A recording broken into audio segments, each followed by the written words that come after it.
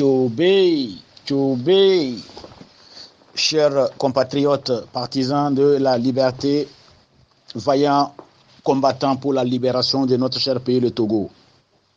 Bonjour. Je profite de cette occasion pour saluer les vaillants combattants qui sont restés au pays. De Lomé à 5 ans, c'est dans toutes les villes, les coins, les recoins de notre cher pays, le Togo. Vaillants combattants, bravo à vous, bravo, bravo, encore une fois, bravo. Je profite également pour m'adresser à M. Yark Damhan. M. Yark Damhan, comme disait un de mes frères, que vous souffrez d'une maladie qu'on appelle la honte. Oui, M. Yark, moi je m'en vais encore plus loin en disant que votre maladie est celle que les psychologues appellent l'idiosyncrasie. Oui, l'idiosyncrasie. Monsieur Yark, vous souffrez de cette anomalie. Car vous faites ce que vous-même, vous ne savez pas les tenants et les aboutissants. Vous agissez sans savoir la raison et sans mesurer les conséquences. Vous-même, vous aviez écouté la dernière fois les commentaires des experts sur les chaînes internationales en disant « Ah, pauvre Yark, pauvre Yark ». L'ignorance envoie les innocents en prison et fait des victimes. Yark, je profite pour vous dire ceci, monsieur Yark. Quand vous parlez de la loyauté de l'armée togolaise, une armée est loyale lorsque cette dernière travaille au service de l'État. Et quand on dit l'État, ce n'est pas le chef de l'État. C'est la nation tout entière. C'est le peuple togolais tout entier. Une armée loyale, c'est une armée qui est aux côtés de son peuple. Une armée loyale n'est pas une armée qui martyrise, n'est pas une armée qui assassine. Une armée loyale est celle qui essuie les larmes de son peuple. Une armée loyale est celle qui entoure son peuple contre toute attaque venant de l'extérieur.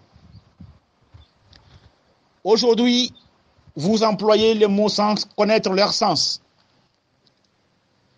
Est-ce qu'une armée loyale peut être embrigadée dans les cellules, dans votre camp ou dans vos camps? Est-ce qu'une armée loyale peut être gardée dans des enclos comme des bétails en faisant venir des mercenaires de Libéria, de Sierra Leone, d'Angola? Une armée loyale ne peut pas être embrigadée. C'est une armée bien nourrie, bien équipée, être une armée qui est prête à être au service de la nation tout entière. Mais en comparant votre armée, on ne sait même plus s'il faut appeler armée togolaise. Moi, j'appellerais bétail de Gnassingbé. Ceux qui venaient à peine de prendre leur retraite ont été rappelés à regagner vite les camps. C'est ce que vous avez fait. C'est ça que vous avez fait. Vous avez pris certains militaires, sauvages qu'ils sont, associés aux milices pour commettre des exactions sur le peuple togolais. Et c'est ça que vous appelez la loyauté? Yark, il faut vraiment réfléchir un tout petit peu. Regardez, depuis, il y a des exemples autour de nous. Regardez ce qui s'est passé au Zimbabwe. Comme disait un grand frère, Grace Mugabe pensait que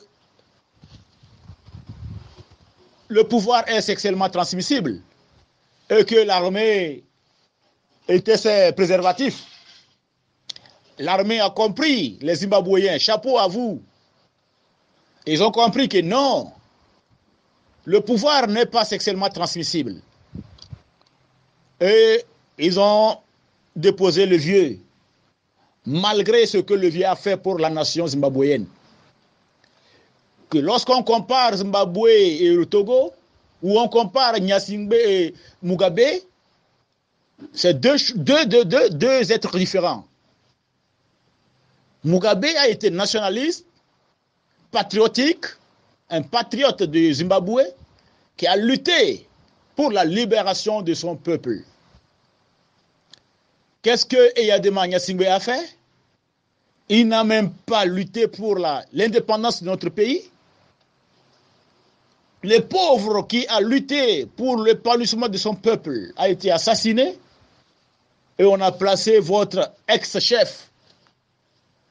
Et qu'est-ce qu'il a fait? Il nous a plongé dans ce cycle infernal que toi-même tu connais, Yark. Aujourd'hui, Mugabe, qui ne croyait pas du tout que son armée va le déposer, n'a que les larmes aujourd'hui pour pleurer. Yark, il faut encore réfléchir. Il faut aller voir les vrais psychologues pour vous soigner, Yark. Le vendredi dernier, vous étiez dans un village qu'on appelle Tialo. C'est là-bas que vous avez fait votre prière de Djouma. Pourquoi vous rentrez dans la mosquée en catimini? Vous vous cachez avant de rentrer dans la mosquée pour guetter le prêche de l'imam. Oui, votre présence dans la mosquée était dérangeante aux fidèles. Vous dérangez les gens. On n'a pas besoin de votre présence dans les mosquées. Parce que vous puez. Vous êtes sale. Vos mains sont sales. Tout votre corps est sale. Vous êtes teinté du sang. Yark, tu as prié à Tialo. Dans la mosquée de Tialo 2. C'est là que tu as prié le vendredi dernier. Dès que les gens t'ont aperçu dans la mosquée, tout le monde a commencé à trembler. Tout le monde a commencé à trembler. Pharaon est là. Yark, on a dit Pharaon est là. Les gens ont peur. Il ne faudrait pas que l'imam prononce une phrase qui peut amener,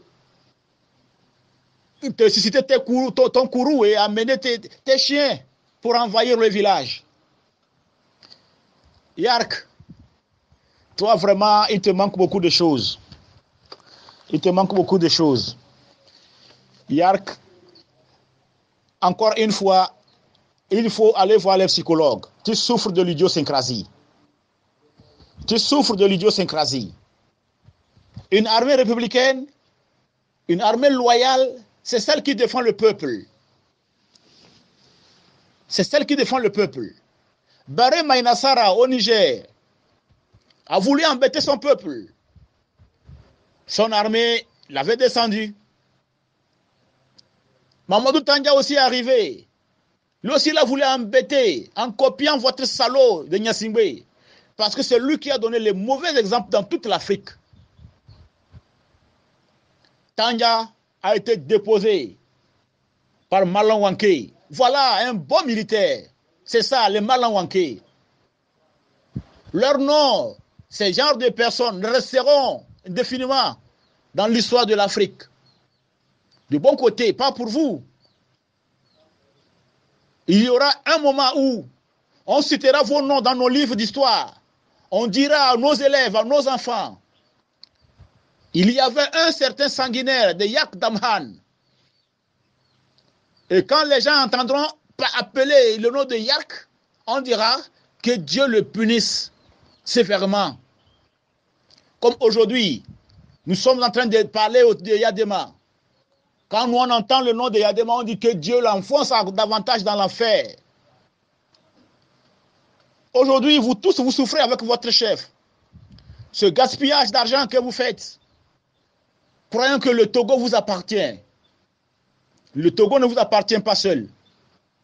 Vous partez dire que vous allez construire un marché à Bafilo. C'est faux. Vous êtes dans vos pratiques diaboliques. Vous êtes dans vos pratiques diaboliques, nous connaissons tout. Si depuis 50 ans, vous n'avez pas eu la volonté de construire un petit marché à une ville voisine de Kara, à 11 km de Kara, chez Gnassingbé, vous n'avez jamais pensé faire quelque chose de bon à Bafilo ou à Sokodé. Aujourd'hui, vous dites que vous allez construire un marché. On n'a pas besoin de votre marché. Nous n'avons pas besoin de votre marché à Bafilo.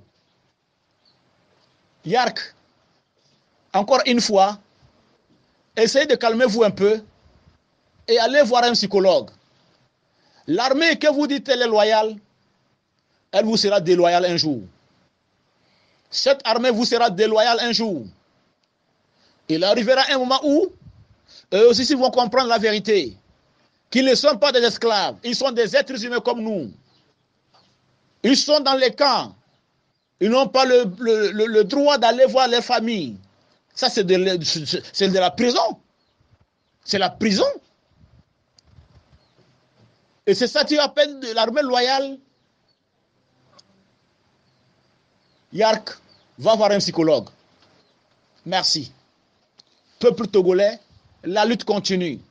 La lutte continue. Sur les partis politiques qui ont déjà lutté, ils ont fait. Maintenant, la population civile, les sociétés civiles vont aussi rentrer dans la danse. Oui. Courage, cher peuple togolais. Courage. Dieu est avec nous. Dieu est avec nous. Car la voix du peuple, c'est la voix de Dieu. Merci.